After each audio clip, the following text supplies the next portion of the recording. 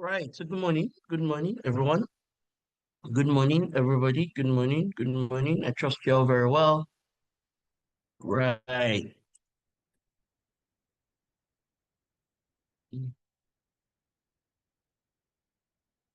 Okay, it's great to have everybody here. Thank you very much for taking the time to be here. I hope everybody can hear me.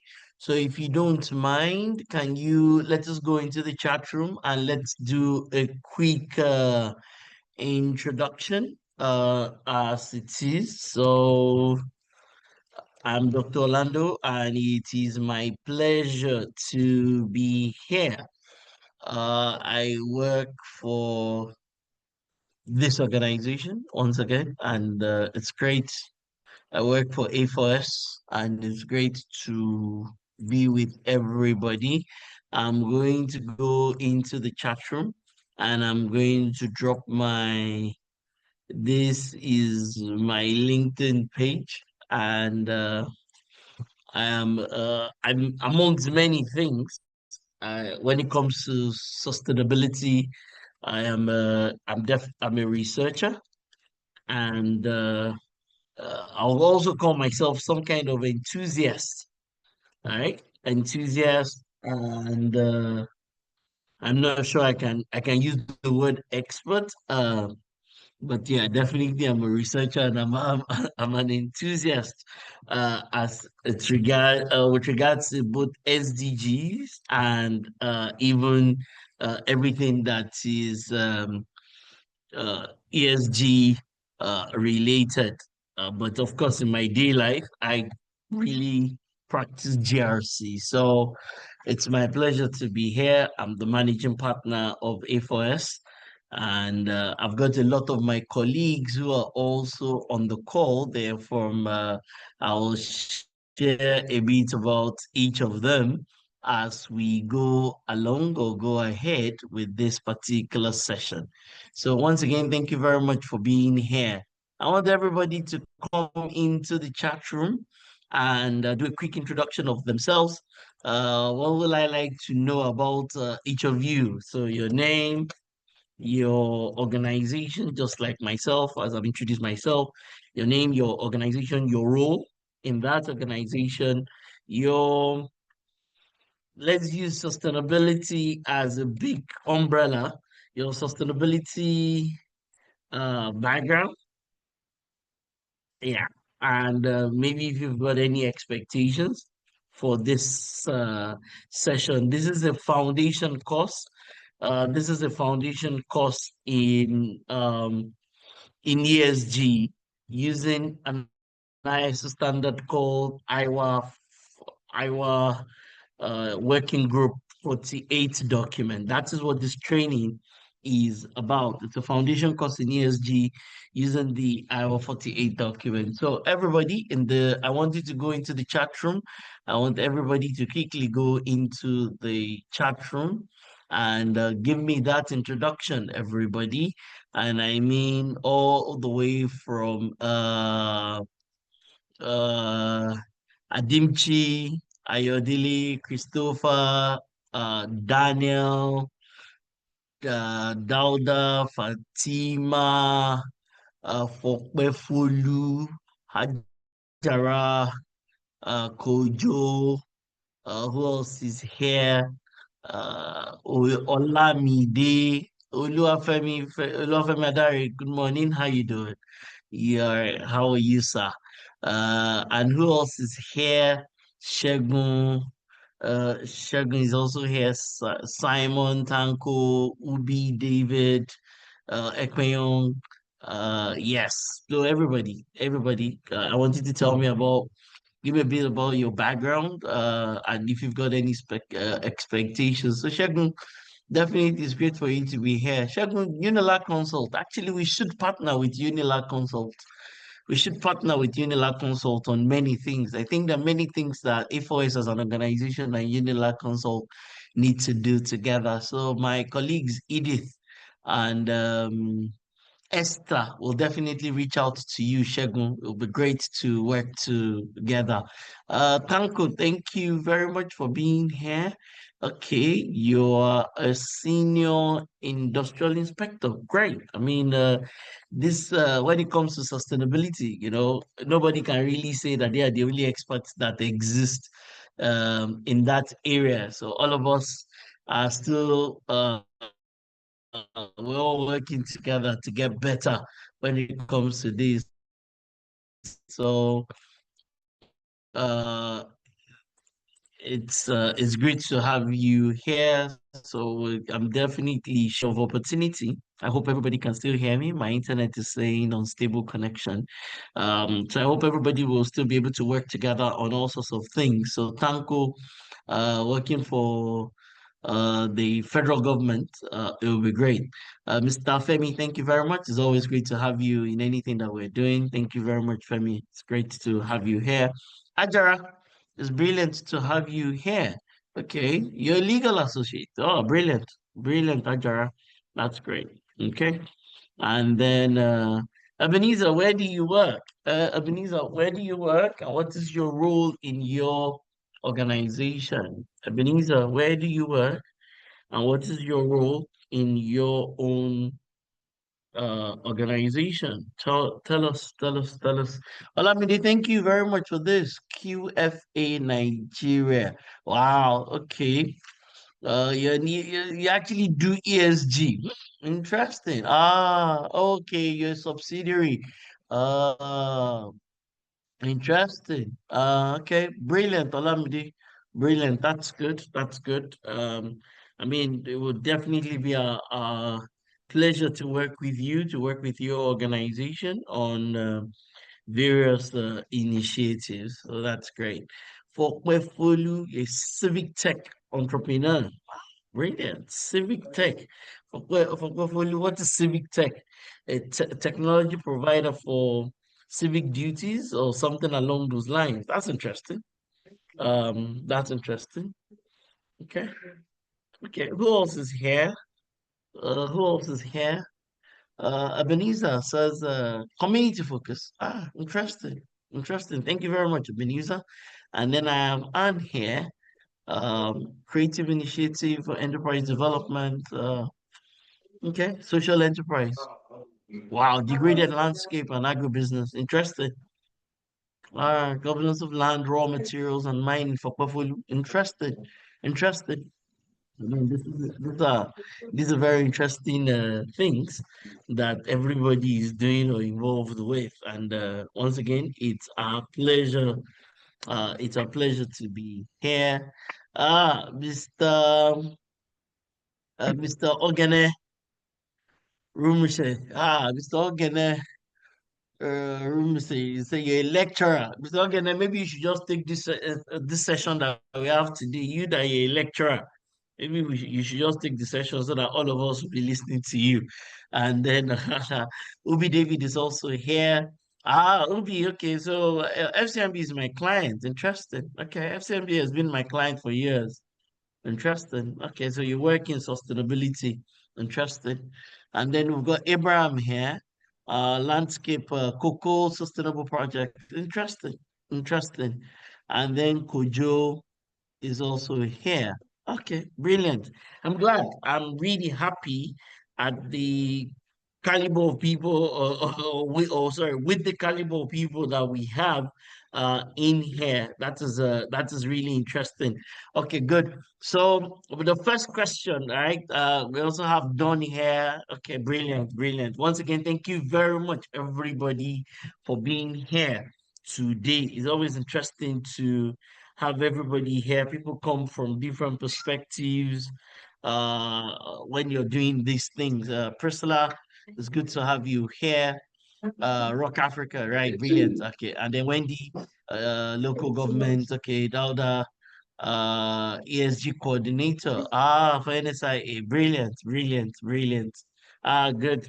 So I can imagine that Abigail in Samuel and Samuel that are based in Accra on our team, that they've done a lot of work in bringing all of you here onto this call. So a big thank you to Samuel and Faith that is in Abuja and the team that is here in Lagos. Faith is based in Abuja. Samuel and Abigail in Ghana, and the team that is based here in Lagos. Thank you very much, everyone. Simon from Just Punk. Supposedly I will be in Just Punk sometime next week. I believe I will be there sometime next week. So that's great. As it's okay, good. So thank you once again, everybody. We spent 10 minutes just with these introductions, and that will be great. Well, that's great as it is.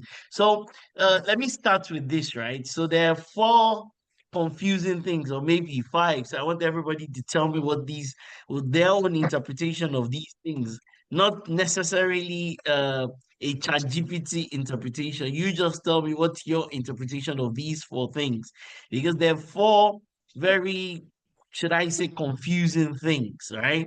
One of them is sustainability. The other one is SDG. The other one is ESG. The other one is climate, whether we call it climate change or adaptation. All right. What else? What else do? Okay, good. The last one is corporate social responsibility. So these are five interesting things, the five of them, five interesting things. So from your perspective, what is the difference between these five things? Because usually when I'm speaking to people, so everybody, there are five things that people mix. People kind of mix these five things. The fact, the way some people, in fact, permit me to even add an extra one to it, and I'll just call it environmental management. So I can almost say six things. So if you give me 1 second, let me do this. Uh, Let me say six terminologies that people, six terminologies that people mix. They mix them together, right? So number one is sustainability. Number two is ESG. Number three, no, number two should be SDG, right? Number three, let me say CSR. Then people talk about climate change or adaptation.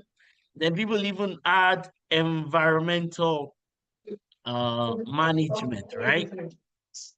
So, in fact, people mix these things, these six of them, people mix them together. People use one. Thank you very much, Francis. It's great to have you here. Ayodele, once again, it's great to have you here. So if I do this, people mix these six things together, everybody. So what's the difference, everybody? There's six things that people kind of almost use interchangeably. People kind of use these six things into these six words or terminologies. People use them interchangeably. So let me hear from you. What's the difference? What's the difference? Can we, should we, can we use this thing, six things interchangeably? Should we? Can we? So let me hear the thoughts of everybody before we even go ahead. Everybody, I want to hear your thoughts. Should we? Can we um use these six things interchangeably? Please tell me. Tell me, tell me, tell me.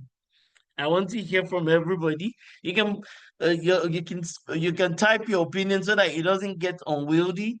I want you to possibly type your opinion in the chat room. What's the difference? What is the difference between these six words?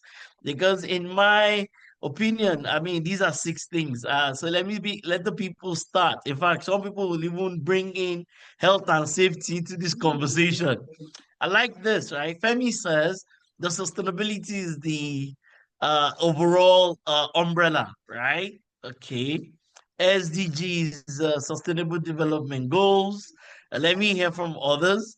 So what's the, some can be used interchangeably. Are you sure? The heart, Gaba. Mr. Gaba, are you sure we can or we should be using some of these things interchangeably? Are you sure about that? That we can or we should be using some of these things, some of these terminologies interchangeably? Should we? Can we? uh use these six things interchangeably? Let me hear from others. I want to hear from everybody. Six terminologies, six things that people say, and can we use these six things interchangeably? Please go ahead. All right. I want to hear from others very quickly. Right. So I agree with Femi that the overall umbrella we can say sustainability. We can say that. All right. We can say that. SDGs definitely it's those 17 goals, right? But before I start to give my own opinion, can I hear from everybody? All right. I really want to hear from people before I start to speak. Fokpefolu, thank you very much for this. Regulatory standard for sourcing. Okay, okay. Fokpefolu, I'm not really sure I agree with your definition of ESG. Well, but let's leave it for now. Sustainability, resources to protect now and future. Right. Corporate social responsibility, corporate ways, right? SDG global agenda. Okay, for portfolio, I like these things. I like them. I definitely like them. I like them. All right. Uh more different things can be used interchangeably. Priscilla says the bigger picture, ESG is the measurement. Are you sure that ESG is only about measurement? Ooh, are you sure CSR comes from sustainability? And that's the thing, though. Different people have different thoughts and opinion when it comes to some of these things. Am I right? Different people have different thoughts, different opinion when it comes to some of these things. ESG is the metric and accountability framework used by investors. Is it purely by investors? And what Budike? For me, I've used all of them, but I'm glad I get clarity. I like what Anne is saying. Right? Abraham says intersection, sustainability. Yes, people, planet, profit. Okay. I like that. Yes, Michael, I like your thoughts, right? I like the thoughts of everybody around this, right? I really do like your thoughts, and thank you very much. So this is 17 goals. Am I right? So I think this one is clear. It should be 17 goals. Am I right? United Nations 17 goals. I think that this one is clear. It's the United Nations 17 goals. But who owns the responsibility? Who owns the primary responsibility? Let me be very clear. The primary responsibility is who? The primary responsibility is the government, right? The primary responsibility, the 17 goals are meant to be driven at the national level. Am I right? So at the national government, and so it's the government, whether at the national, or state, or provincial, or local government, blah blah blah. It doesn't mean that you and I we don't have anything to add to it, but it just means that the primary responsibility. So I'm very mindful of my words. So I said the primary responsibility here, the primary responsibility. Once again, it doesn't mean that the others are not involved, but uh, the the primary responsibility as it is. Okay. Okay. Sorry. Okay. Okay. So that's clear. This one, there is an ISO standard that guides it. Everybody, so you can go online and look at this. And this is the corporate, isn't it? Corporate sector, corporate organizations, right? Contribution to SDGs, I will say, based on their own capability, uh, uh, or capacity. All right. So I'll also say that. So everybody can go check out something called ISO thousand corporate organizations contribute. In fact, I also coined something called the individual ISR. I've called it the individual corporate responsibility. All right, and I'm doing some work and writing some paper. Individual social responsibility. All right, I beg your pardon. Right? That means all of us, each of us that are here, we can also be involved with this thing called I have termed ISR. That means as individuals, we can also do some form of social responsibility. We shouldn't leave it. We shouldn't leave it, and we shouldn't leave it to only the corporate organizations. Everybody, I want you to look at ISO 140 90, which is a document for uh it's a document for climate adaptation. Also, there's an ISO standard called net zero guidelines. They're free. Everybody, uh please open the browser somewhere, right? So these ones are I almost say pretty clear. And we can't really call, I mean, right? And this in itself is ISO 14001. And these are just subsets of sustainability. All these are just subsets of sustainability. So this one is what I'll say the overall boss. I'll say the overall boss is this because that's the broadest of the concept. And this is what I'll still say overall uh uh overall and overarching terminology. Okay. Um, okay. So I think all of us we need clarity around these things. I think we need clarity around these things. Okay. So now, what is ESG? Right? And if you look at ESG, it's made up of three words. In fact, as far as I'm concerned, ESG is equal to ISO 14001, okay, which means environment plus social, right? Which is, let me do this, which is ISO 26000. In a sense, social here means CSR. All right. In a sense. I mean, let me put this there. Plus, finally, the final one is governance. All right. Which is an ISO standard called 37000, which is governance. But you and I, we know it as corporate governance, right? Corporate governance, which is something that the board of every organization should put in place. So, of course, part of it will then be metrics plus reporting. And we have all those things from GRI reporting. Everybody, you can check what that out. Check that out. That's it. So, in a sense, let me change this my slide so that it can give me more. Yes, let me use something like this. All right. Yes, I prefer this. So, in a sense, right, this is really what these terminologies are about.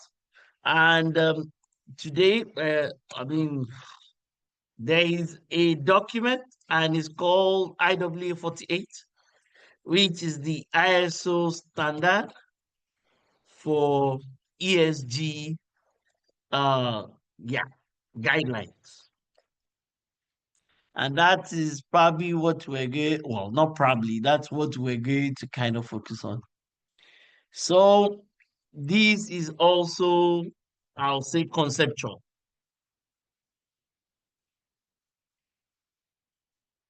Okay. Uh, Conceptual and should I say, yeah, it's broad, it's conceptual, yeah, and it is also uh, it's broad, it's conceptual. It is. I'm looking for a word. Anyways, maybe that it's broad, right? So let me leave it at that. So,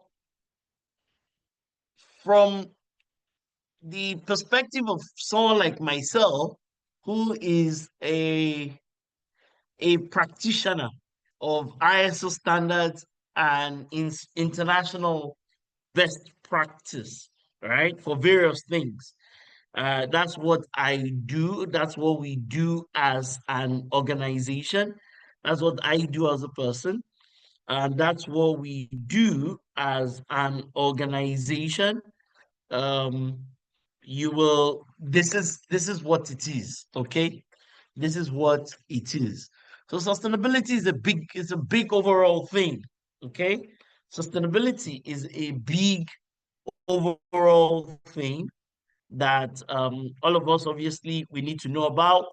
That's why you see a lot of masters, right? A lot of masters um, in that, I'll say also has a lot of, should I say, theoretical, yes, uh, theoretical foundations or leaning, right? Leaning. It leans a lot to the theoretical foundations of some of these things. So this particular one is the overall thing. But the others are very specific. The others are very, very specific. So it is broad, right? But the others are very specific. So, for example, you can't really be speaking about SDGs, and you can see the banner behind me. I mean, as I said, in modern day, um, I live and breathe SDGs, right? And ESG.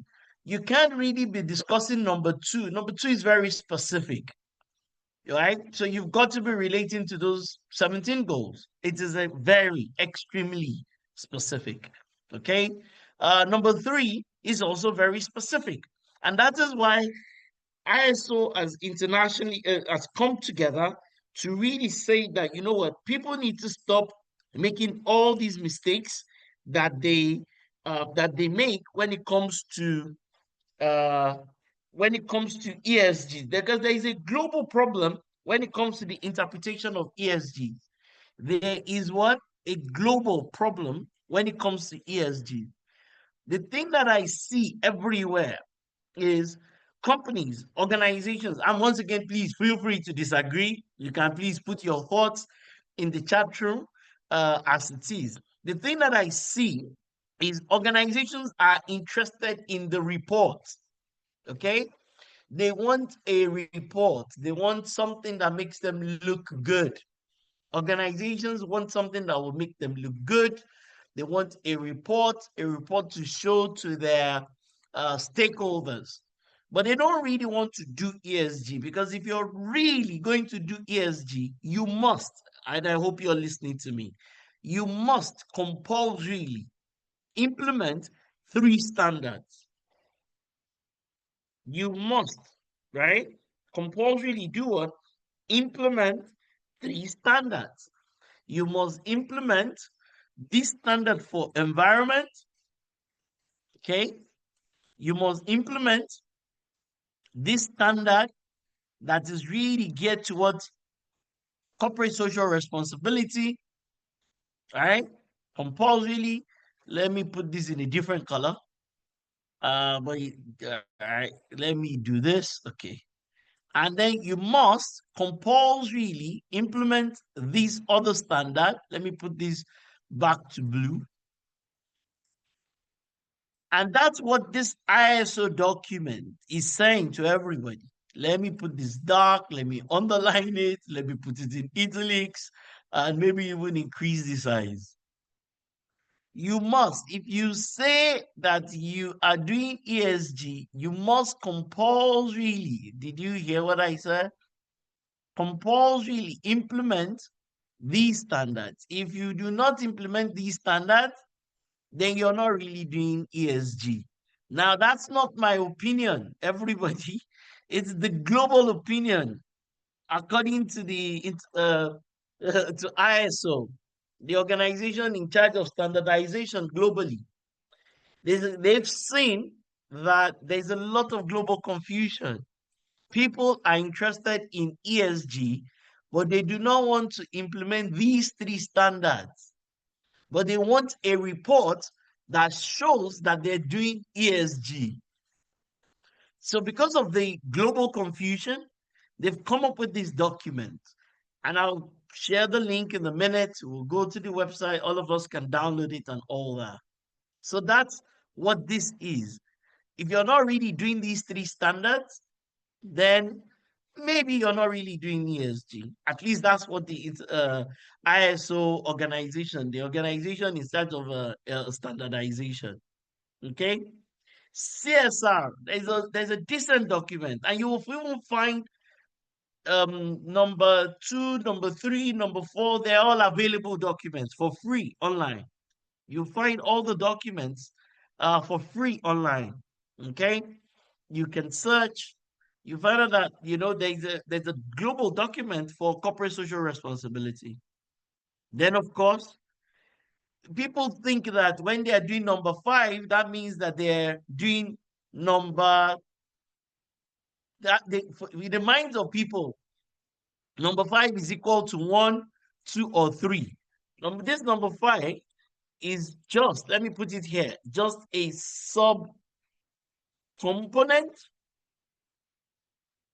of 2, 3.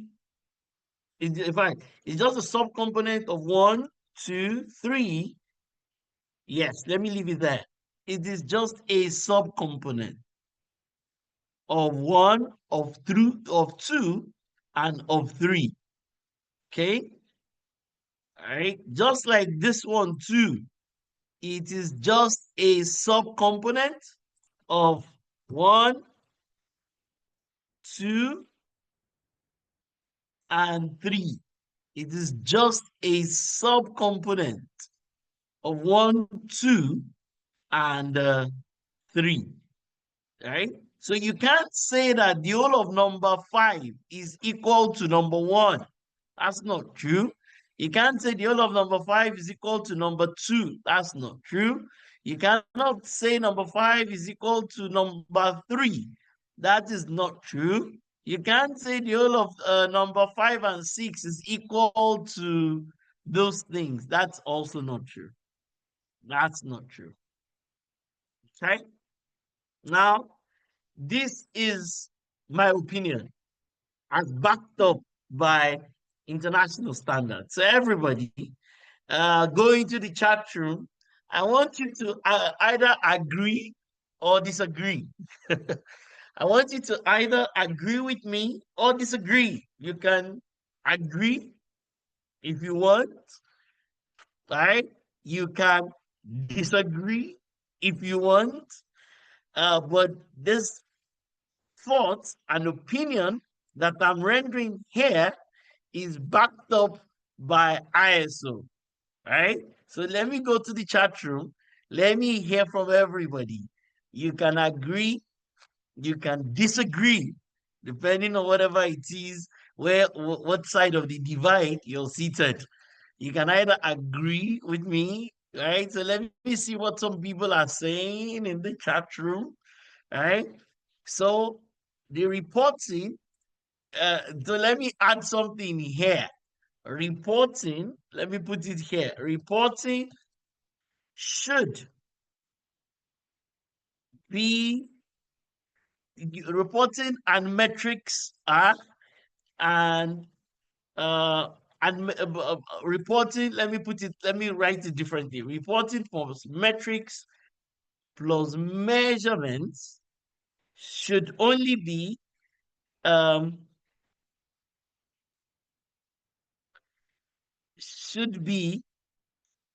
after the implementation of the 3 standards. Let me write that here. All right. That reporting plus metrics plus measurement should be only after the successful implementation of the three standards, not before. Once again, this is according to the International Standards Organization. So I'm not necessarily rendering my personal opinion. I'm rendering the opinion of the International Standards Organization. So everybody, if you go online, uh, everybody, there's this. Look at my screen. I hope you can still see my screen.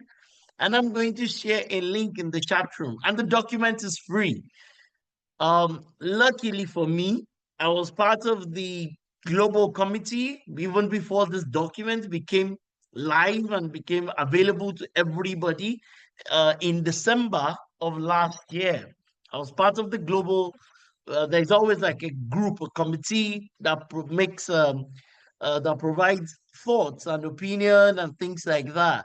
So everybody, you can go online and you can download this document and it is for free. So I'm going to give everybody a minute to do that very quickly.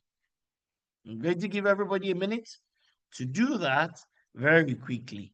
Okay, I'm going to also share the link here in the chat room. So I've shared the link in the chat room. Everybody, please download the document. It's a free document. Okay. I also think, hold on. I also think I have it here. Hold on. I can also add it in the chat room. Hold on 1 second. Yes. So if you go into the chat room, I've also included it. So as I said, I am not rendering my opinion. I'm rendering the opinion of the global community. Okay.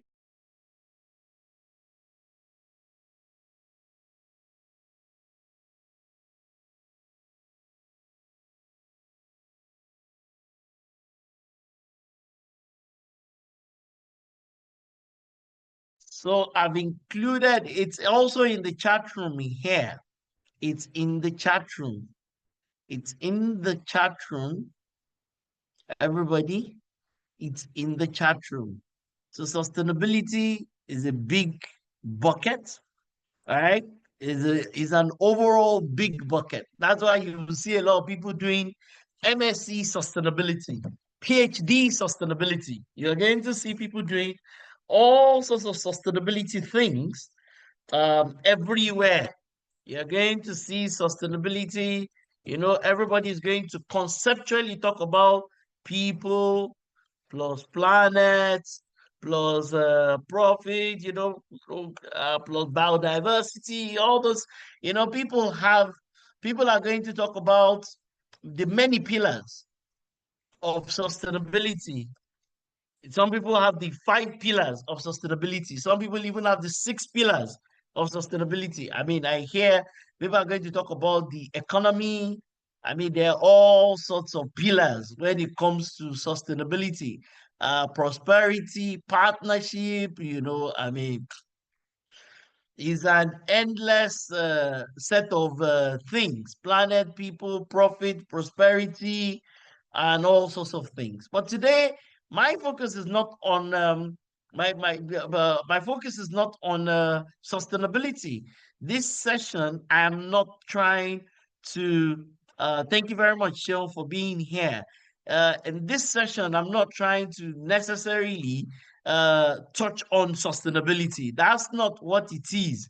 That's why I have people who have MSc sustainability, PhD, um, PhD sustainability. Sustainability is relatively conceptual. Conceptual, it is broad. It has a lot of theoretical side to it um, in itself. But so that's not the big deal for me today. The big deal for me today, everybody, is to really speak about this ESG, because I think not just my thoughts. Once again, I take that back. It's not really my thoughts. We're not the whole everybody, and I see organizations come to me every day, and I want everybody to give me their thoughts and their opinion before I go ahead. Right? I want everybody to share your thoughts. Some people have shared their thoughts in the chat room. Some people have shared their thoughts in the chat room. Can I hear from others? I think a lot of people are overly focused on just the interest in the uh, in in the report. People want to attract investors. People want to go somewhere and make themselves look good. Do you understand? People want to go somewhere and say, "Oh, we're doing this as an organization. We're doing that as an organization," and they like those things. The things make them look good and all that. But they're not really interested in uh in doing sustainability. So I want people to share their thoughts. Come on, everybody. Give me your thoughts and your opinion from your own experience. Once again, I might be wrong. This is not the word of God. Um, I might just be saying some of these things. Maybe even ISO is wrong. Maybe even ISO is wrong. So I might be wrong as it is, but I want everybody, please, before we go ahead, give me your thoughts. People want a report. The number of organizations that come to me saying that, can I get a report? And I'm like, a report on what? A report on ESG. I'm like, but have you implemented the standard? My question is always the same. My question is always the same. Have you implemented sustainability? Have you implemented the three standards that have got to do with sustainability? The people will say to me, not really. And if you're saying to me that you have not really implemented, then how on earth do you think you're going to be able to get a true report, an accurate report on sustainability? What do you want? A magical report that says that you've implemented the standard when you have not yet implemented the standards? So everybody, once again, somebody says greenwashing. Some people, I've even heard of sustainability washing. I've even heard of sustainability washing. Please share your thoughts and your opinion with me in the chat room. Okay. And just so that I don't wait till the end, we have something that is coming up while everybody is providing their opinion. Paul, I like what Paul is saying. How did you take a report you don't implement? Yes, it's the consultant. I agree. We, the consultants, we're the ones that are doing it. Oh, okay, it's 42 that I shared. So, oh, sorry, I apologize. It's 48 that I wanted to share. Oh, sorry about that. It's 48 that I wanted to share. It's 42 that I ended up sharing. Sorry. Apologize. I will sort that out in a second, right? Okay. Oh, sorry. I didn't realize that. Thank you for pointing that out to me. It's not uh yes, it's 48, right? So sorry. It's 48 that I wanted to share. I think it is 42 that I ended up sharing in here. Okay, sorry. Okay. 48. Okay. So once again, I want others to still give me their thoughts and their opinion in the chat room. Everybody, what do you think? I will look for it, right? Uh, Esther, when you can please share 48 in the chat room for the people who've not been able to register as it is. So thank you, right? So everybody else, right? So I like what Paul says. He said it's the consultant, it's we the consultants that cause all this problem. We're the ones even perpetrating it. So the consultants are writing ESG reports for organizations that have not yet implemented these things. I was speaking with an organization and even with their consultants. The consultant that is giving them the ESG report does not even know anything about the 3 standards. They are not experts, just like Edidion is saying here. The people don't know the 3 standards. The people are not experts with the 3 standards, and they're writing reports. They're writing reports. Also, there are the standards that we've talked about. Maybe you came in a bit late.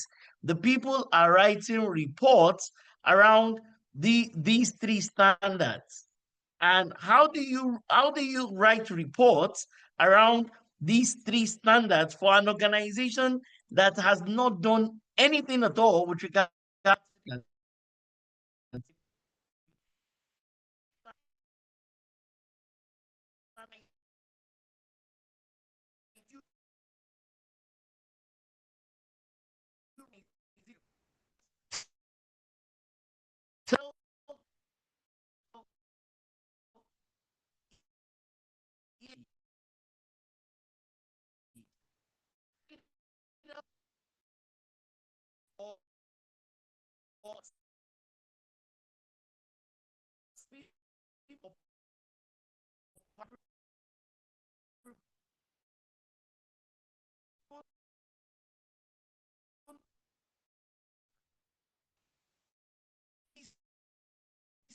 Boss, we can't hear you.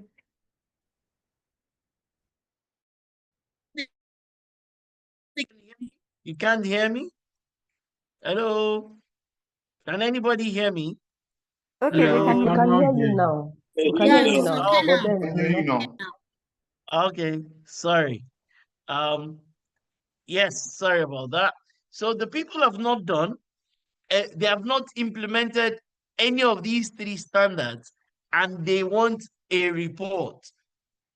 They have not even done what I'll term either full or partial implementation. Their employees have not been trained, but they want a report. The whole world is interested in a report. They want some ESG report that says that they're doing ESG, but they have not touched these 3 standards.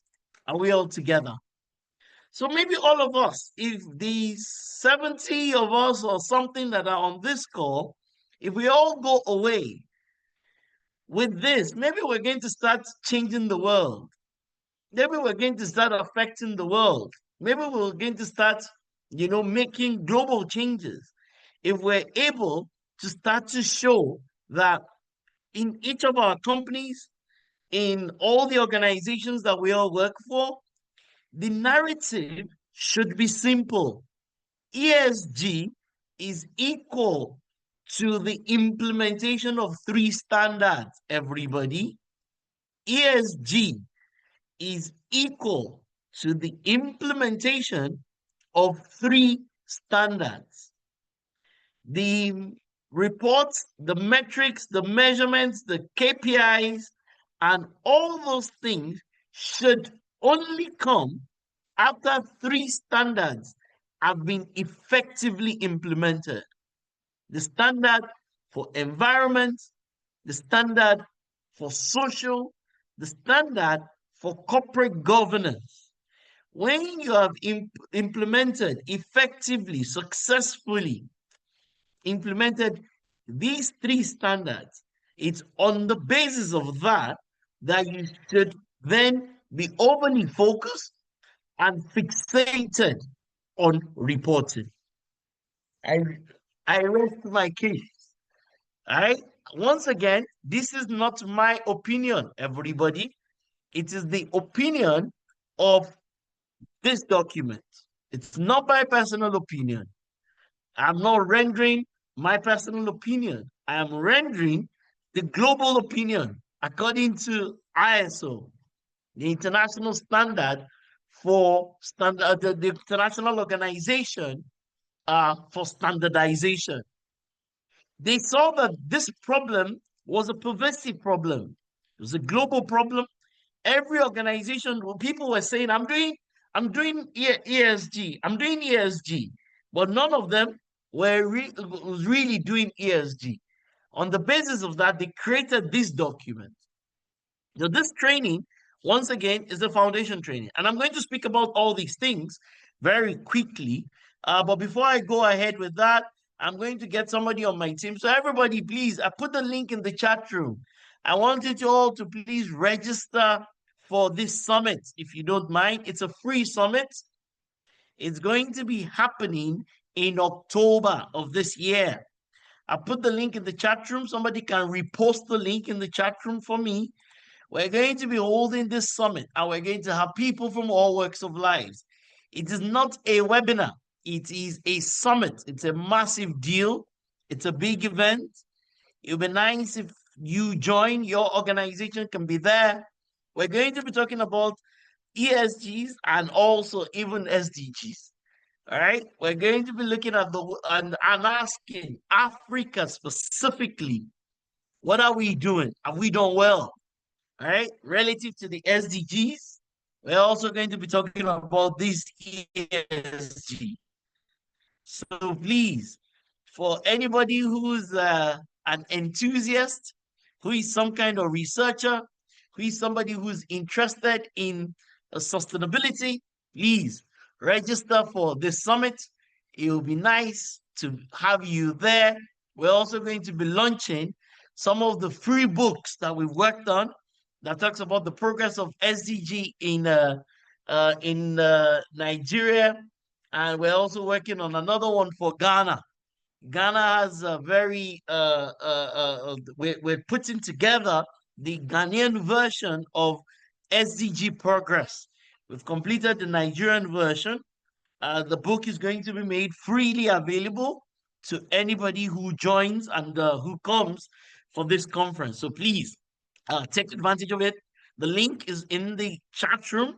It'll be nice to have you all there. I am personally inviting all of you for this Sustainability Perspective Summit that will be happening this year. It's on the 30th of October, and I definitely look forward to having you all in that particular summit and on it too. We're going to invite a lot of you as panel session speakers. We've got people from all walks of life, and you'll start to see more updates as the days unfold in themselves. So once again, thank you. Now let's go to work. Let's get to work. This is my opinion. This is my opinion, everybody. I hope you can see my screen. This is my opinion. This is my opinion, everybody. This is my opinion.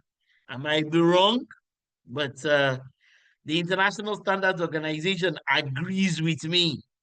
And I've always felt this way. This has always been my thought. This has always been my opinion. I've always felt this way.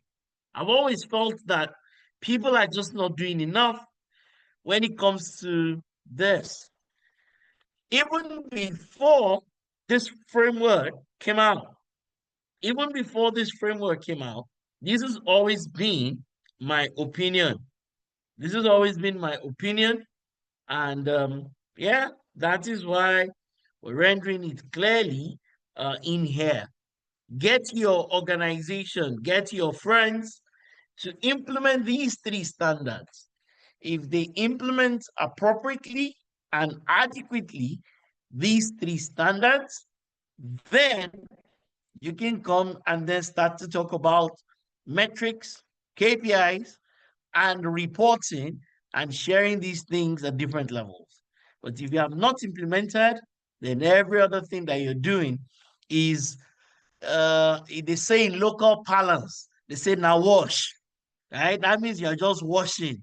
Your ESG washing, your green washing, your sustainability washing, you prefer the appearance of sustainability rather than a sustainability in itself.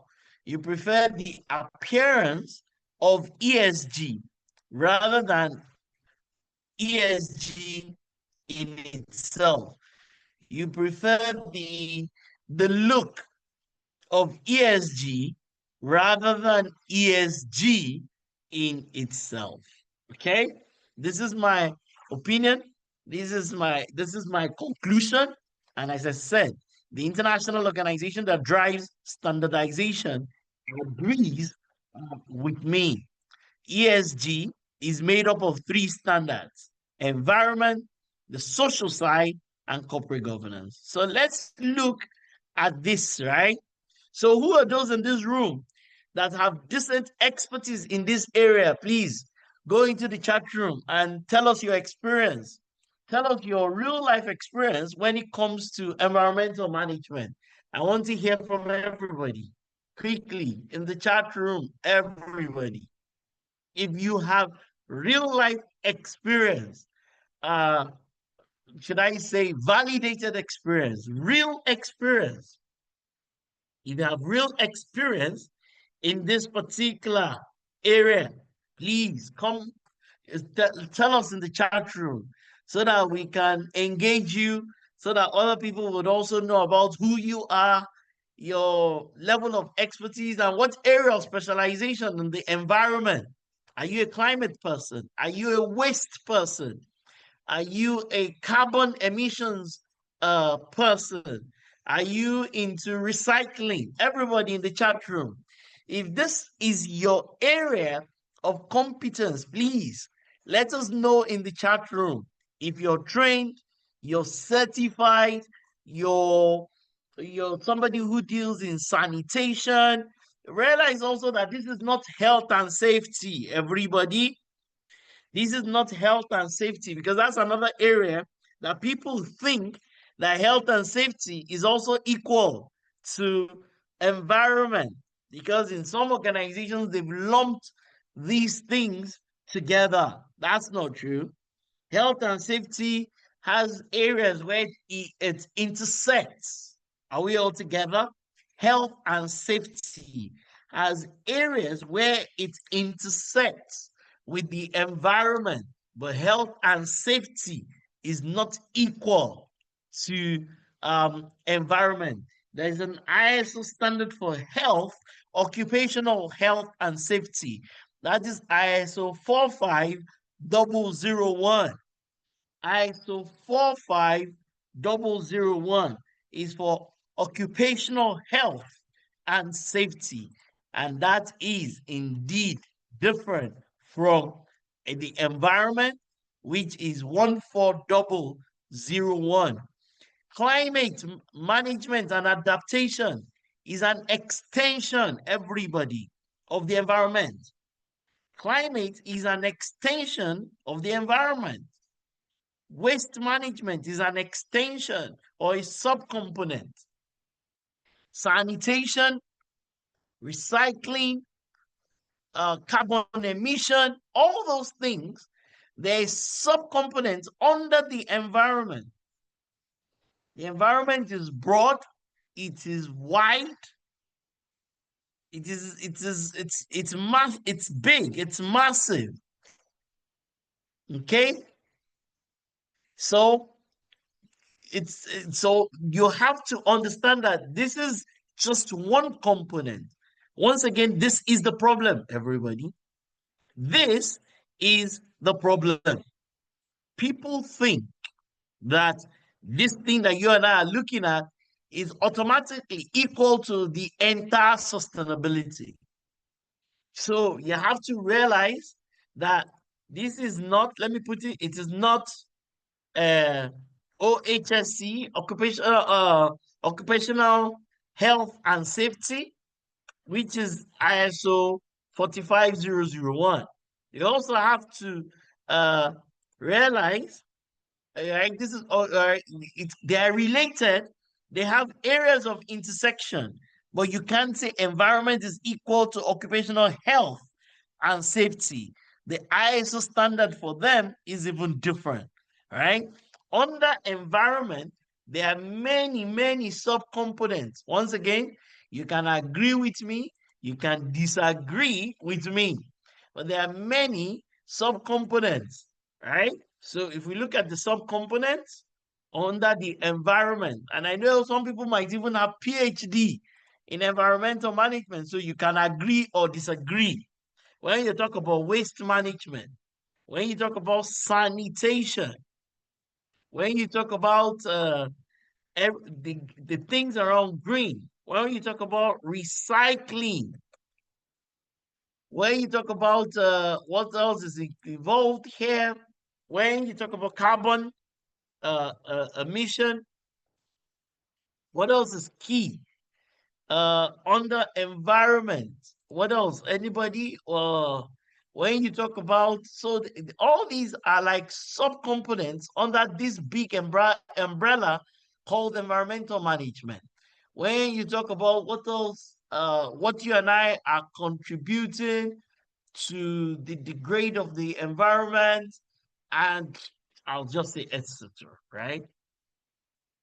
So once again, in the chat room, you can agree, right, or disagree, and everything here is a subset. Everything here is a subset of of everything here is a subset of sustainability and even ESG. Okay, everything here is a subset of sustainability and even ESG. Once again, you can agree. So people who say, you can't, sustainability is very big, it's extremely broad. ESG in itself, I'll even say, let me add SDG to it. Yes, everything here is a subset of these things. You can't say that it's equal. It's just a subset. It's just a subset. Once again, uh, environment in itself is big and it has many subcomponents. So when you and I are talking about the environment, there are actually many subcomponents within it in itself. But the environment is very, very big. And even the environment, so it's almost like two layers. These ones at the high level, environment, and then environment in itself has subcomponents. So we need to correct these things. Sometimes I mean, when people are telling me about some of these things, I'm like, well, maybe you're right in a certain sense, but some of the things that people are telling me are definitely not in line with the global documents, right? I'm a practitioner of standards. That's what I do for a living, and that's what our organization does. So you might have the a professor from Harvard's opinion, but I'm talking about the international consensus. So some people will say, "Oh, I had my PhD in Oxford," and then, but I'm like, "That's great," but I'm talking about ISO in this instance. I'm talking about global consensus, not the opinion of a professor from Oxford or Harvard or any of those great schools. And I'm not saying that I know better than those people, but I'm just saying that according to ISO, this is what it is that they're saying. So once again, if you're an expert in the room and this is your area of expertise, put your details in the chat room. I won't even call myself an expert in this area. There's some portions of environment that I'm very comfortable with. There's some portions of the environment that I won't really, I'm not even an expert in some of those areas. So the question here is your organization really doing this yet? That's the question.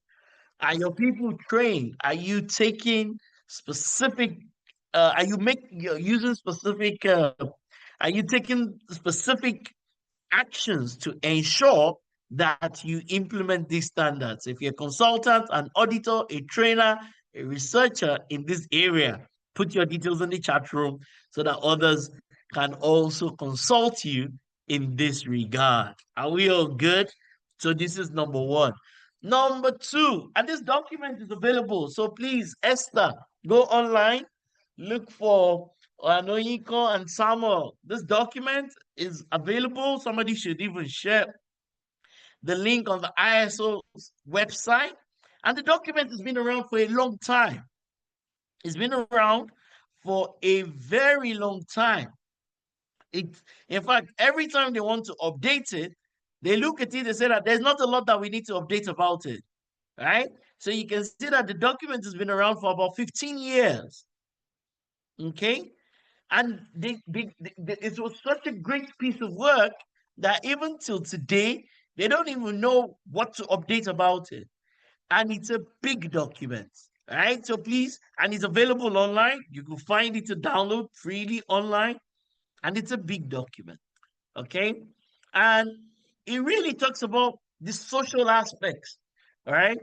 As it also talks about how the United Nations how you and I need to ensure that as organizations that we're also ensuring the rights of human beings, so that that document that talks about human rights also features in here a lot. It's a brilliant document. I speak with a lot of people in organizations that do CSR. I do. I speak with a lot of people in different organizations that actually do CSR. And they don't even know that this document exists. I speak to a lot of sustainability experts. They don't even know that this document exists. I speak to a lot of ESG experts, and they are unaware of the existence of this document. Let's not even talk about being trained, being familiar with how exactly to implement and to adopt this particular document. They don't even know how to adopt it.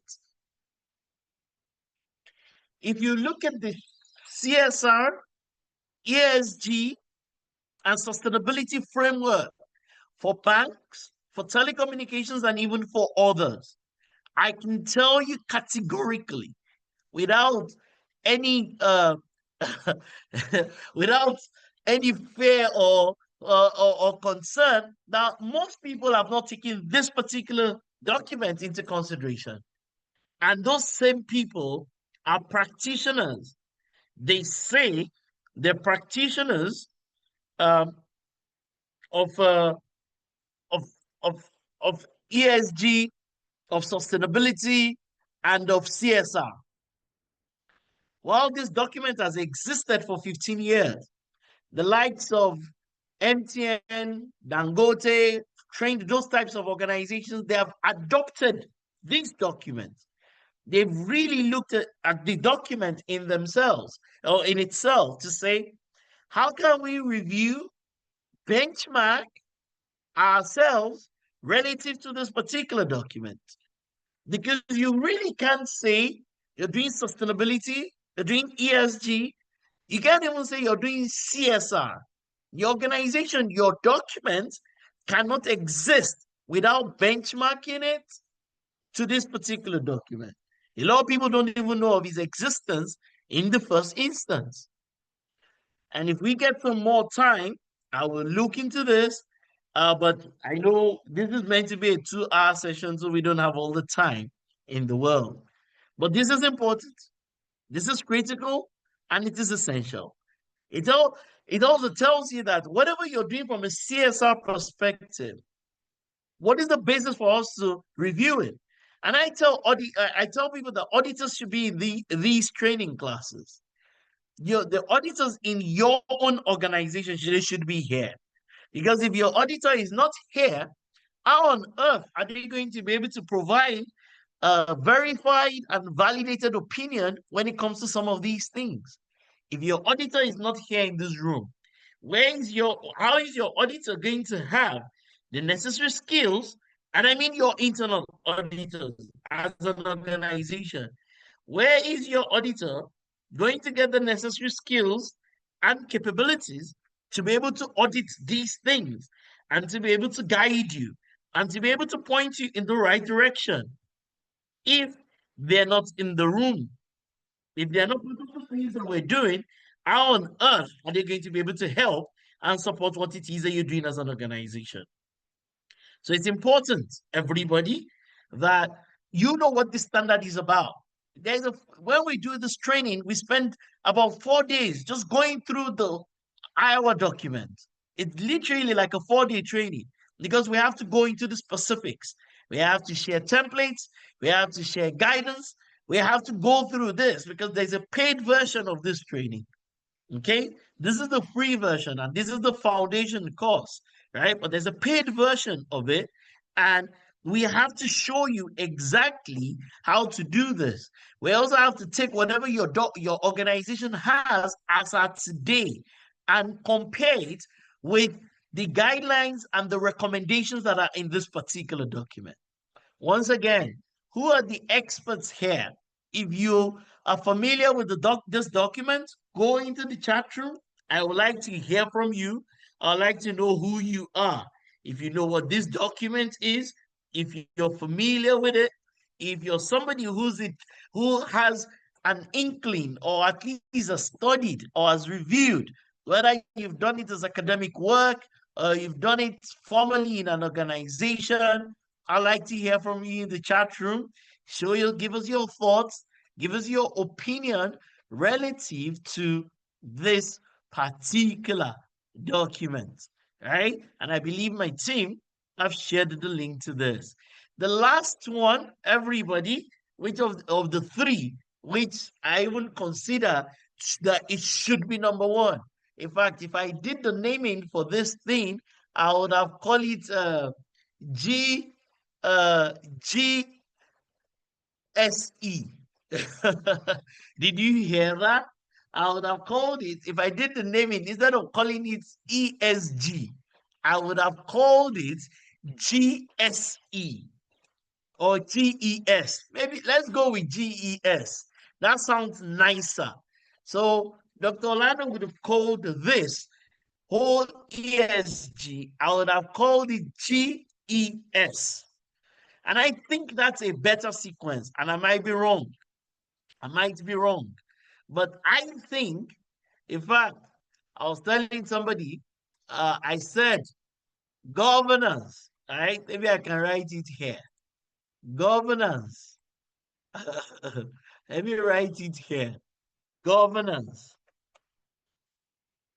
at the global, national, state, local, company, organizational,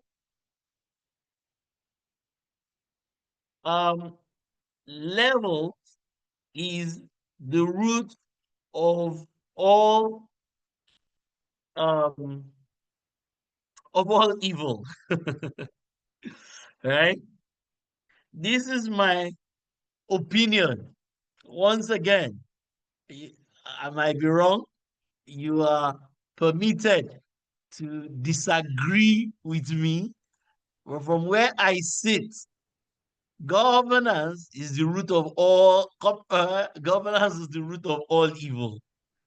When an organization is going wrong, a country, whatever, the thing that is going wrong there is governance. Governance is broken, right? Governance, either it is at the global, national, state, local, company, whatever, home, even at the level of a home, right? Even at the level of your home or family, it is when governance is broken, then everything goes haywire. Governance in itself is the problem. Is the problem of the world. Once there is a problem at any level, just know that governance is broken. That's why, for me, if you allow me, I would have changed ESG. I would have changed it to GES because for me, governance should be number one. If governance is broken, every other thing will be broken. If governance is broken, or GSE, whatever, whichever one catches your fancy. But for me, governance should come first. Governance should come first at every level. At every level, governance should come first.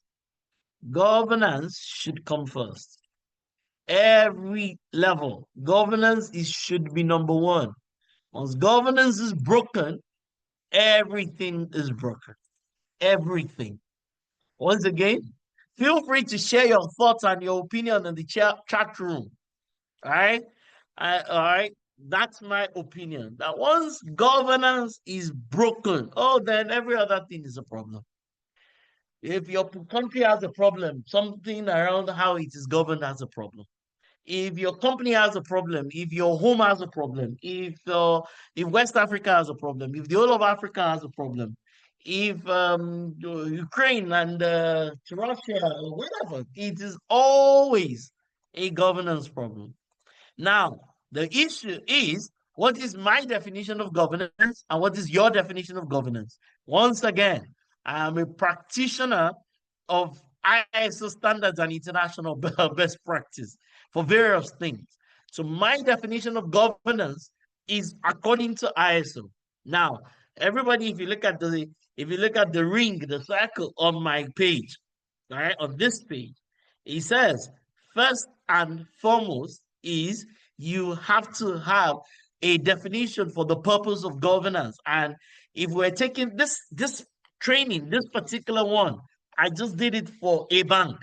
I just had this session with a bank.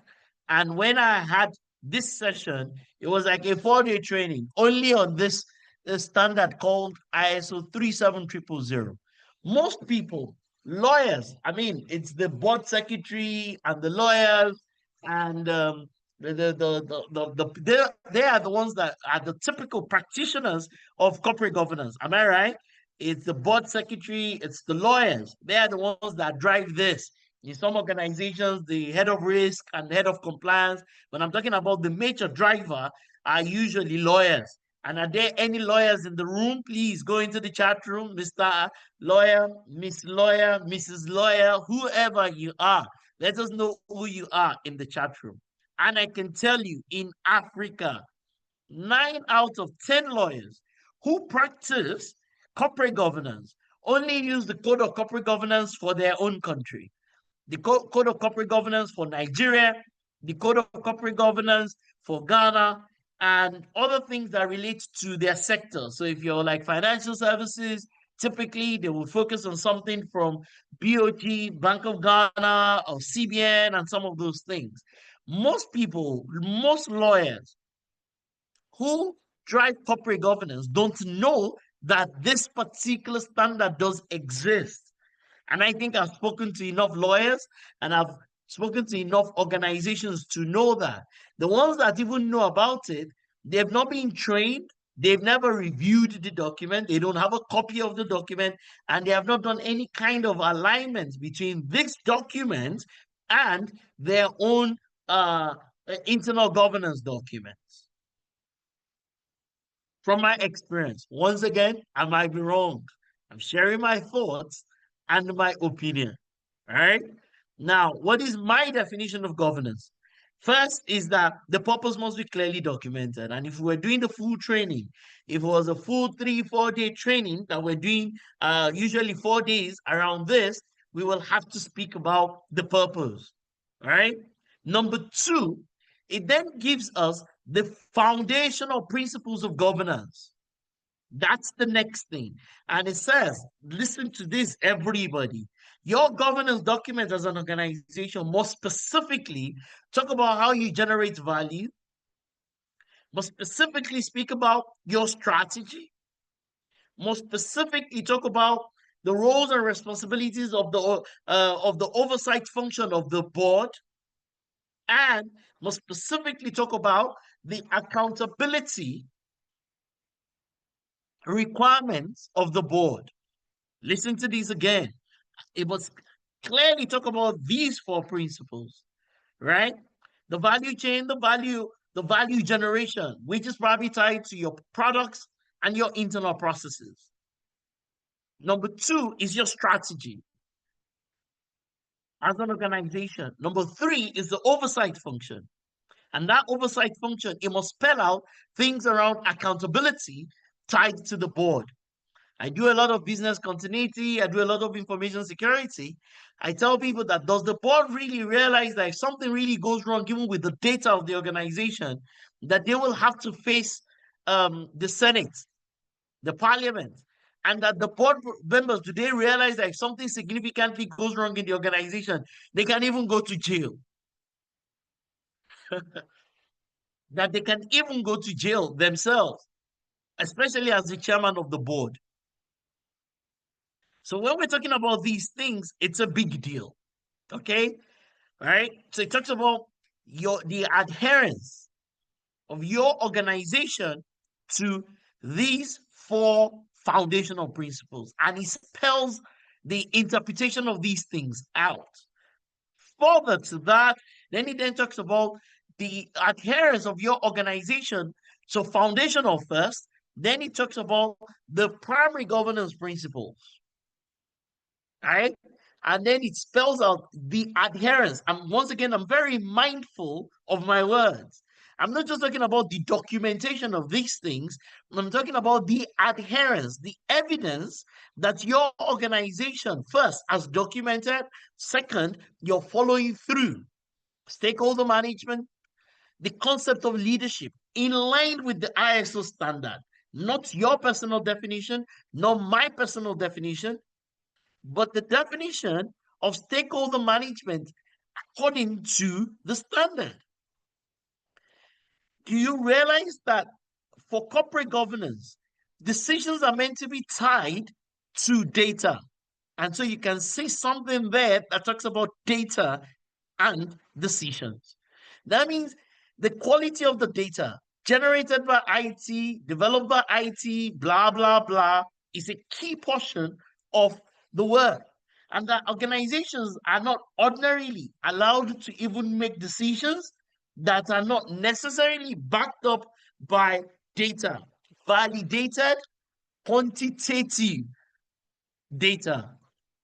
Most organizations will fail around data and decisions. Then it talks about risk governance. Do you know, everybody, please put the link to ISO 31000 in the chat room for me. Somebody. There is also another brilliant document called ISO 31050. Everybody open the browser, right? It talks about the emerging risks and how you and I, as people who do ESG, we must be very familiar with emerging risks. And this emerging risk is not left to our imagination. These emerging risks, they're clearly captured, or some of them are clearly captured in a document called 31050. Please drop the link to the ISO website for that. Most people say they're doing risk governance, but I tell you that if you subject what they're doing as an organization to those ISO standards, they will find themselves to be failing. Governance here also then talks about ISO 26000. That's what you mean by social responsibility and how well you have implemented it. And then lastly, governance here talks about business continuity. It calls it viability and your performance over time. Viability and performance over time. Over time. So when I say governance, I'm not using it loosely. I'm using it in line with what ISO says. When I say governance, that's what I mean. And lastly, it then talks about the outcomes, the measurable. Please listen to the things I'm saying categorically. The measurable outcomes when it comes to corporate governance, and it captures three. Number one, responsible stewardship, effective performance, and ethical behavior of the organization in itself. This is a big deal. This is a big deal. Looking at these 4 areas, from the enabling principle to the foundational ones, to the primary ones, and to the governance outcome. This is a big deal. Once again, once again, once again, as your organization adopted this standard? Have you aligned what it is that you have in your corporate governance, documentation, manual, guidelines, policy, whatever that thing is? Have you aligned it to the international standard? Have you benchmarked it against the international standard? Have you had an independent review that says that give us an opinion whether we're working in line with the expectations of the international standard? Those are the 3 things, everybody. So when we use these words, okay, and if this is your area of specialization, give me your thoughts in the chat room. If you're an expert, if you've heard of these things, if you know these things, if you're familiar with these things, give me your opinion in the chat room. I'd like to know if you have even heard of this standard. In fact, I want somebody to tell me if your organization has adopted this particular standard.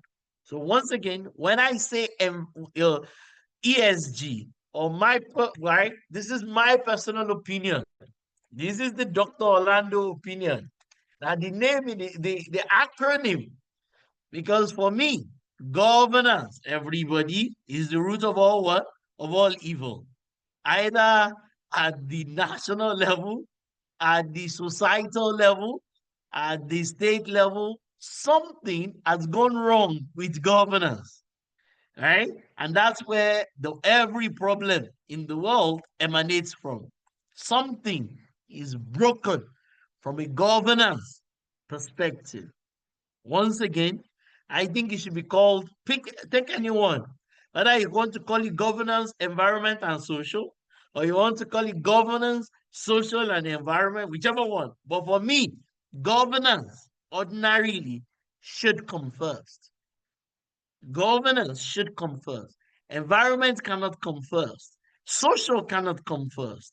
None of those things can come before governance. So ordinarily, it should be GES or GSC, whichever one that you prefer. Right? Enthusiasts of the environment will say GES. Enthusiasts of rights of women and children and even rights of men and human rights activists, they might say GSE. I'm not in any of those categories. I'm in team governance. The governance must come first. Once again, I want you to agree. I want you to disagree. I want you to share your thoughts and opinion in the chat room. Please, Philip, Onyiko, Samuel, I want you to curate everything, Ogichi, that is in the chat room so that we can even do a general document that we're going to share with everybody that these were the thoughts and the opinion of everybody when we had the free ESG foundation course that happened that is happening right now. I like, please ensure that we put all those things together and we'll put a decent article together just to put together the thoughts and the opinion of everybody. Once again, if you look at the Iowa 48 document, all right, you can see the Iowa document, and I'm going to stop very soon just so that we can look at what people are saying, and that's why we're saying, please, we might not have enough time. We're going to finish this session in in about 20 minutes, maximum 30 minutes. I want everybody to put their thoughts and their opinion. None of us, nothing that any of us is saying is the word of God. None of us, this is not the word of God that then somebody will say that only what I have said is right. I'm the one doing the speaking, and I'm only rendering my own opinion and the opinion of ISO. It doesn't mean that we're compulsorily right. You know, there are many perspectives to many things, right? There are many perspectives to many things. So that's why it's important that everybody that is on this call, that you're sharing your thoughts, that you're sharing your opinion. You're telling us what you agree, or telling us what you disagree in the chat room. And it'll be nice for you to also introduce yourselves. All right. Once again, this diagram is from the Iowa 48 document. And you will see this is the structure, this is the diagram from it.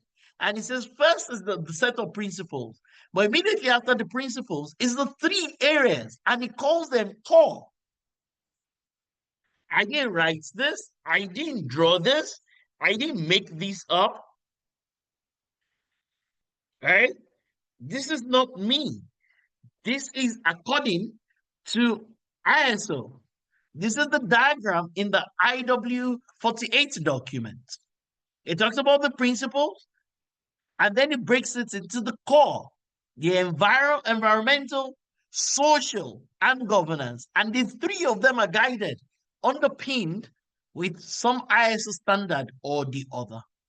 Then the beauty of this, everybody, there's a sequence. There is what? A sequence. Please look at the sequence here. Okay? I was having a meeting, was it last week, Friday? Labake, my colleague, were doing it with, I think, NIIA, the Nigerian Institute of International Affairs. And I was talking about goals 1 to 17. And one of the gentlemen on that call, he said, oh, I told them that if they're going to come up with a new one, that number 16 should be number 1. All right.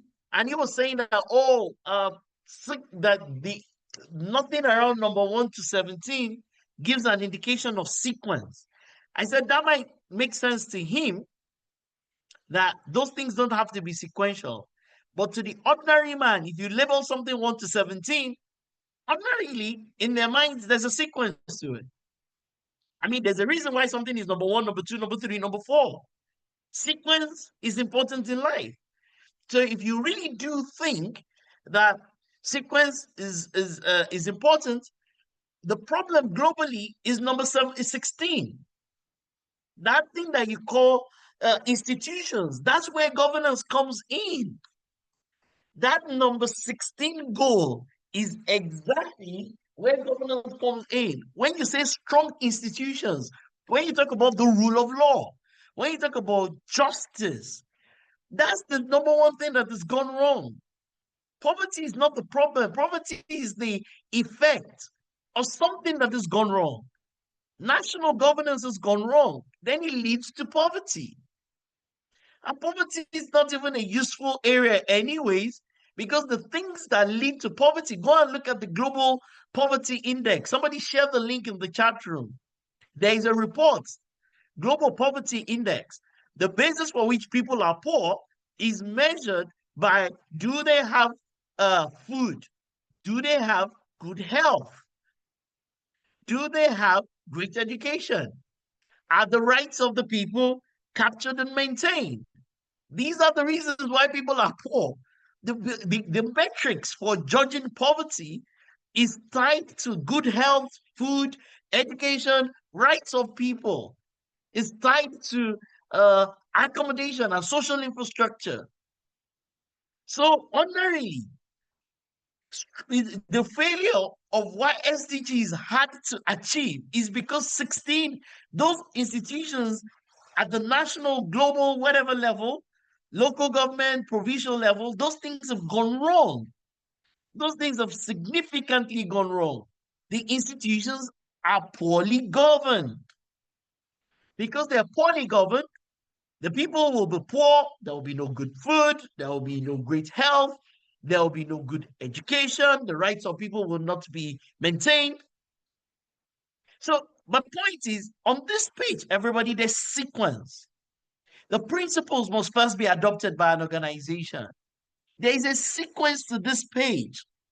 The principles must first be adopted. Then these 3 areas must be implemented. Adoption of principles will be number 1. Implementation of 3 standards will be number 2. I remember that as I said, I think this thing should be GES or GSC, whichever one, because governance should come first.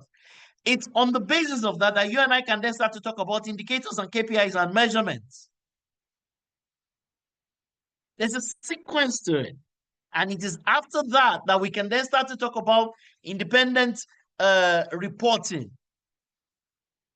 Or even if it is self-assessment, there is a sequence. Number one, principles adoption. Number two, ISO standards implementation. Number three, measurement. Number four, reporting. And I can put it here because there is a sequence here.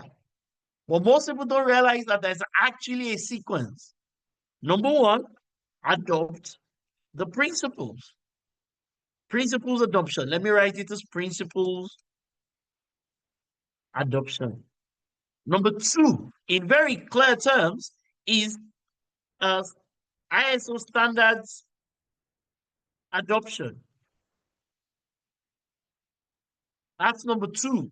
Number three is when we can now talk about measurements or metrics and measurements, whichever one. Metrics must come first, and then the measurements. Yeah. And lastly, before you start to talk about reporting, if you're not doing it this way, then you're not doing it right. Right? If you're not doing it this way, then you're not doing it right. Is PIMR. If I was looking for some kind of acronym for the thing, if I was looking for some kind of acronym, it is PIMR, right? The principle, you have to adopt the principles being number one. You have to adopt or implement the standards being number two, right? Whether you want to call it adoption or you want to call it implementation, whatever. Okay? Implementation, whether you want to call it something like that. Okay? And then the metrics and the measurement before you then talk about the reporting. This is the sequence according to the IWA 48 document. This is the sequence. And you must have evidence across board. You've adopted the principles, you've implemented the standards, you are now doing the metrics and measurement, and on the basis of that, you're doing your reporting. If you don't do this, if you have not done this, you're not really doing ESG. According to the IWA 48 document, and definitely according to Dr. Orlando, right? Being a supporter or a practitioner of this line of work. Are we all good? Are we all good? All right. Once again, if you look at this is my summary of this document. Everybody, this is my summary. So look at the principles. How many principles? Look at the principles. This is the summary of the document in itself. I do not have the time to, that's not the idea. At the foundational level, we don't go into the detail. I can't, because this is, to go through this is an entire 4-day training, because we spend one whole day on ISO. Let me do this, right? Let me do this for the purposes of this meeting. Okay?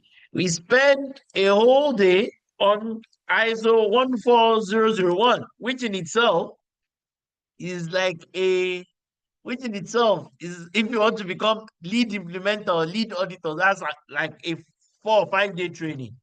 We spend an entire day on this document, which in itself is like 4 or 5 day training. We spend an entire day on this document, which in itself is a 4 or 5 day training. So you can see that even doing this, because why? Because at the foundation level, what we discuss is the what and the why. In the training, we have to discuss the how. How exactly do you go about doing these things? You can see here that it's almost like three different things. Before you and I start to talk about everybody, can you see that reporting is at the bottom? Whether you are using GRI reports, and GRI is a brilliant set of reports, everybody, you can go look at it. GRI is a brilliant set of reports, brilliant, beautiful reports, beautifully done. Everybody, you can go look at the GRI reports. It's appropriately done. They're great reports. You should adopt them. But once again, reporting is at the end of the road. Reporting is at the end of the road. Here, right, there is a sequence to doing these things. And if you're not following through with the sequence, then you're not doing it appropriately. The principles, look at it. Then, so a lot of people, so you can see here, they've also put some things in there. The KPIs, blah, blah, blah, right? And how these things can help, okay? And then here starts to talk about where you have to get an independent person, ideally, to look at these things.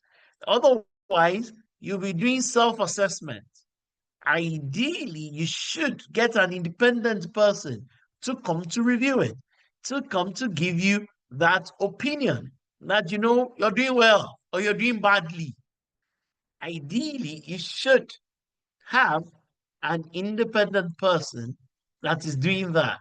So the principles in themselves, right? These things that you and I are looking at, they should ordinarily be adopted. So you have to talk about principles adoption. You have to talk about the ISO standards implementation. You have to talk about the independent review, which is where we have 5, and then reporting. Ladies and gentlemen, I present to you, okay, the overall, right? Should I say architecture is a good word of this Iowa 48 document. This is the Iowa 48 document. This is the overall architecture of this document that states how you and I, it doesn't matter the type or the size or the nature of our organization, how we should be doing ESG.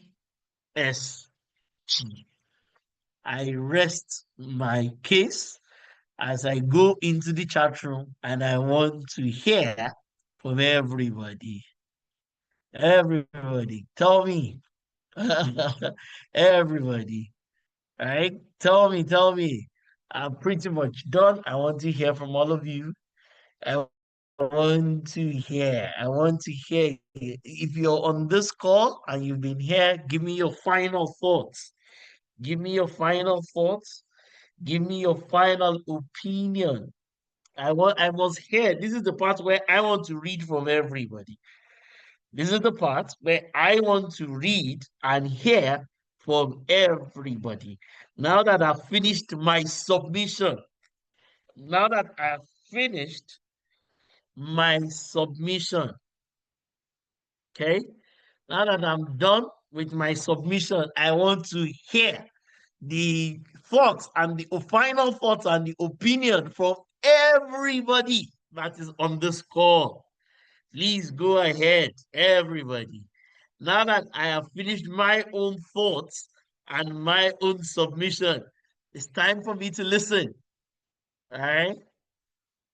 Good. Thank you very much, Shell, for saying that. So yes, thank you. So you can also adopt and yes. So for Nigeria, thank you, Sean Ogungbe. Thank you very much. Thank you for pointing that out. Your Nigeria focus on the IFRS S1 and S2, but for global, some people will still. I mean, more or less, by and large, the same content applies, but different formats and different structure. But thank you very much for pointing that out there, Sean. I agree with you. I want to hear from everybody. Kingsley says, I'll share that with you. Kingsley is not a problem. I will share the slides. There's also an exam, a certified foundation exam for everybody that has attended. Everybody that is here, we're going to share the link with you later in the day today. So please, we're definitely going to share that, right? Thank you very much, Kingsley. Thank you, David Ajiboye. Thank you, Toby Loba. Thank you very much. Thank you for your thoughts. Thank you for your opinion. Thank you very much, Ibrahim. Thank you. Yes, and you will not only attend the training, Ibrahim. We're also going to share with you the foundation exam, right? The foundation exam, as it is. So it's our pleasure. Emmanuel, thank you very much. Also, Iwadon, thank you very much. We're going to share, as I've said, we'll share the slides, we'll share the recording, and we will share the exam, the foundation exam. We'll share it with you. Mr. Oluwafemi Adari, thank you. Thank you very much. It's always a pleasure working with you. Please, everybody, please, in the chat room, please help me put the link, register for our summit. Register for our summit. And Grace, thank you very much. We'll share that with you. Did you do anything like this for Uganda? No, I haven't done for Uganda, but it will be my pleasure to work with you and Grace, relative to what is it, you know, as I said, I consider everybody here to be our partner, and this is corporate social responsibility for us. So please join our summit. Tell everybody and anybody everywhere. Elias, thank you very much. We'll share the presentation, and we have a training schedule. Thank you very much. We'll also share the training schedule, the one for this year. I don't think we have the one for next year yet, but we definitely have the one for this year, so we'll share it with you. So my team will also share that with you. David Ajiboye, thank you. Thank you very much. Toby Loba, once again, thank you very much. All right. Prosper, thank you. Thank you very much. Thank you, Ebenezer. Thank you. Yes. It is good that we have clarity. I was speaking to somebody who says, "Oh, I'm doing a PhD in sustainability," and then I started speaking to the lady, and then she had to say, "Wow, I didn't even know some of these things." And so I said, "You do kind of sustainability is broad, but you need to narrow it down to certain area of specialization, and you need to understand the difference between SDG, ESG, CSR." You need to understand each of these things. Ibrahim is not a problem. We'll share with you. As I said, everybody that is here, we're going to share the link for the foundation exam with you in your email. So please watch out, look out for it.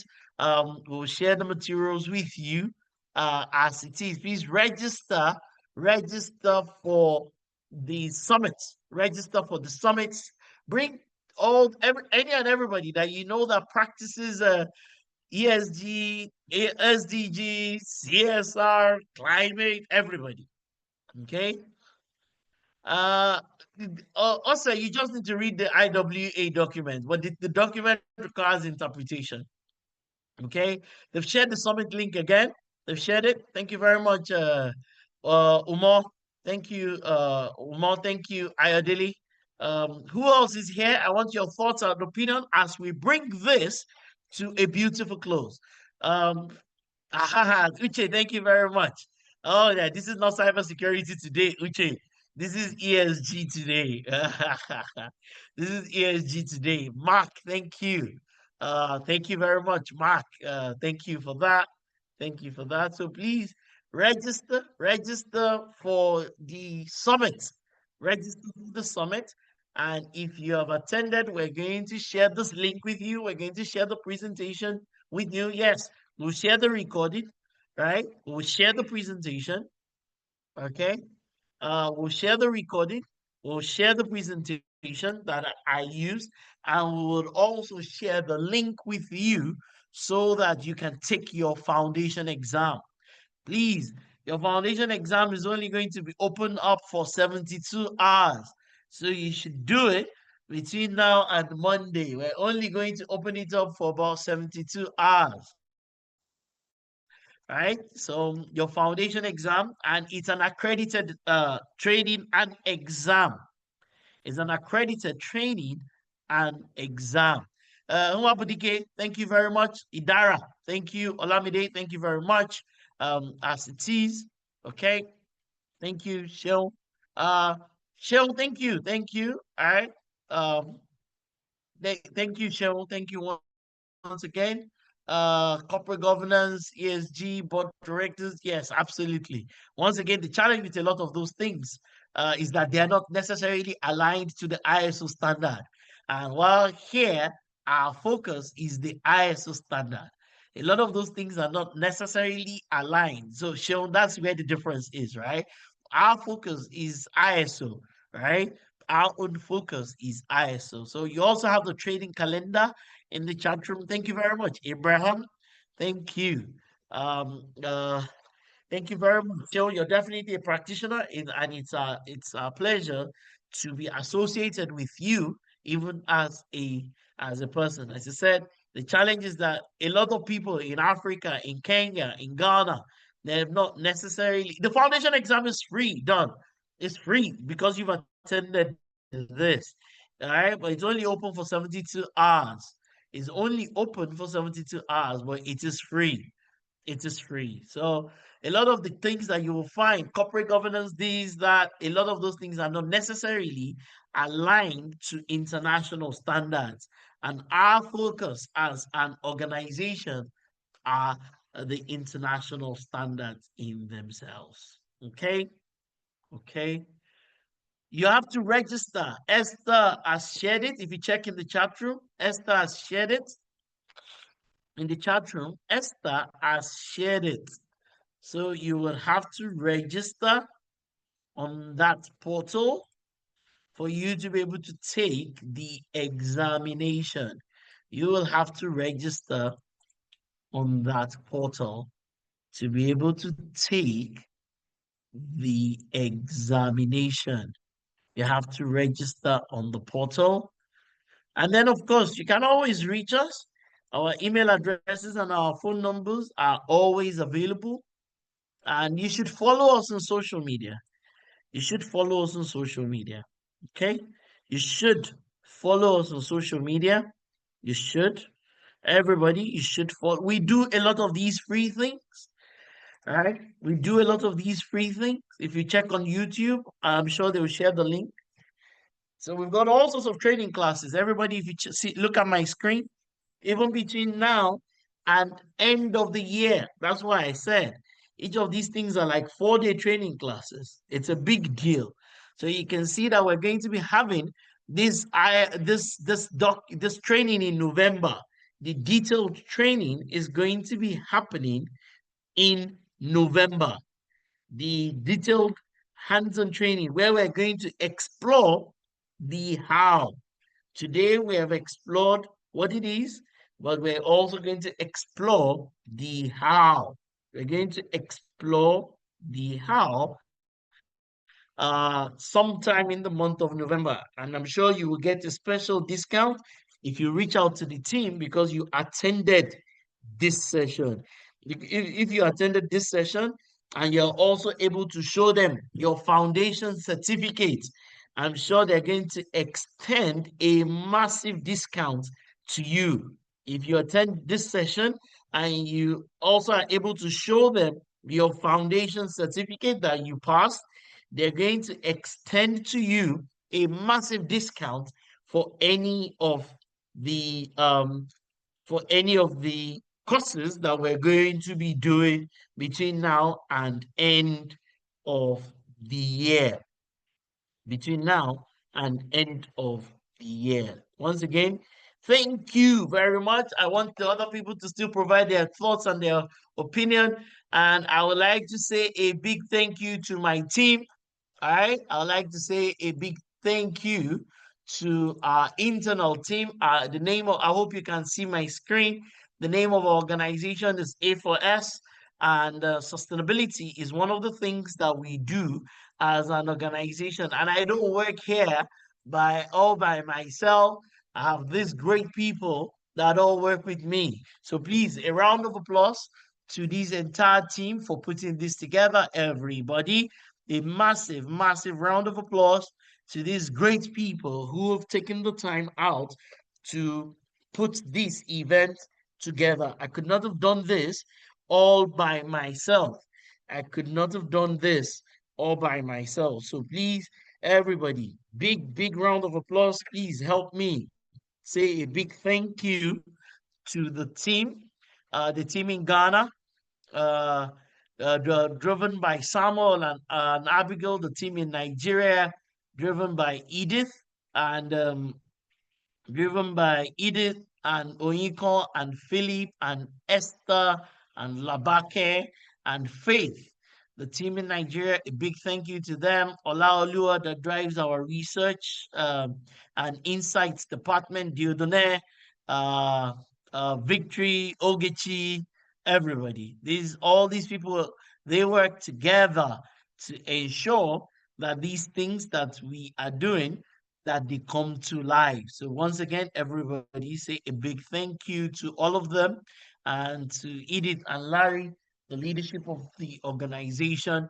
Once again, help me say a big thank you to all these people because without them, this would not have worked out as it is. So a big thank you to all of you that have worked, Samuel and Abigail once again, Faith, and Zerubbabel and Oyinkan, Philip, Victory, Ogechi, Esther, and Labake and Edith and everybody that has done this. And thank you very much. So thank you once again for having me. It's my pleasure. Please follow us on all our platforms and do your foundation exam. Please make a commitment to doing your foundation exam very quickly. Do it. We're only going to open it. Um, you will pass the exam. Trust me, Elias, you will pass the exam. It's not a problem. You will pass the exam. And we're going to send some of these things to your emails too. So once again, thank you, Mansur Hassan. Thank you very much, everyone. Thank you for your time. Thank you for being here. Please, Philip, let's curate all the comments in the chat room and we'll put the recording up. We'll share it with everybody. I will also share our presentation. Please give your final comments. Give your final comments in the chat room. I'm grateful. Yes, and you won't fail. And if you fail, you will get the opportunity to retake it once more. So, and you will not fail. But if you fail, you get the opportunity to retake it once more. Shell, thank you very much. Thank you. It's always great to have you. Once again, everybody, your final thoughts in the chat room as we bring this to a beautiful close. I appreciate you all. Appreciate your time.